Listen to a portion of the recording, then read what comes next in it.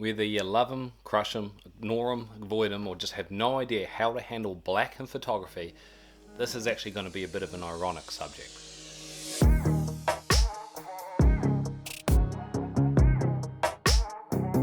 Speaking of ironic, if I'd remembered that I put black into this random mix of subjects, and if I knew I was going to draw it straight after getting white from yesterday's challenge, yesterday's surrounding background would have made a fantastic subject for black. And why I say the subject is going to be ironic is because I think some of the best black photos actually have some white in them. Now, it's not actually 100% white, like it's very, very far off white. It's closer to like a bright grey, if you will. But adding that point of contrast makes all the other blacks seem so much darker. And the reason I mention that is I just about always, 100% of the time, try and avoid absolute black. Black, absolute black, represents a complete loss of detail. And if you're in Lightroom, you can, up in the histogram, you can turn on these little clipping warnings. It'll show you some blue when you've lost detail in your shadows and white when you've lost, red when you've lost detail in your whites. I'm not too worried about losing detail in the whites most of the time because it feels like more of a natural thing to happen. Where, ironically, once again, that's not the case. But when printing, lots of amateurs love to hide flaws and poor photoshopping and a lack of skill in darkness. It is far easier to darken and hide content than it is to brighten it up and show more of that detail. So if you can, avoid absolute black. So a great way to do this is to jump into Lightroom of the image and then raise your black point of your tone curve up a little bit. This will mean you never get absolute black.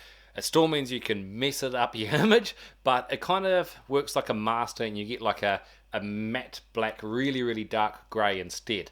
This is actually a look and it's not the complete solution to avoiding details and shadows, but it's one option. So for today's subject, I had this nice idea of doing like a lot of black chess pieces, and I originally planned to do it as a panorama. Once I combined all the images together, it worked pretty well. Lightroom struggled to combine them as a panorama, but Photoshop seemed to handle it no worries at all, so I did that. But then, as I've kind of just mentioned, I had a lot of just black in my image, and I needed more detail, more subject, more texture, more than just black to the background of this photo. So, and this ties back to a little bit of long exposure. I shredded some toilet paper,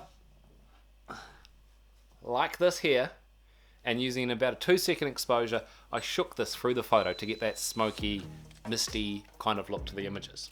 However, once I'd done this, merging it together as a panorama just did not work. Both Photoshop and Lightroom were really struggling to combine that variable fog mist in every single shot. So instead I went wider, tried to zoom in, didn't quite work, it got pretty close, and also my main white point, my queen I was focusing on, her face if you will, was not facing the light. So a little bit of a tweak, we turned that face towards the light, and then just repetitively over and over and over did different shaking, blurring of that toilet paper fog, just until I got one right. And I'm going to be honest, this took maybe 2 hours of just repetitive trying, different light, different lenses, different attempts, until I got this final image of black.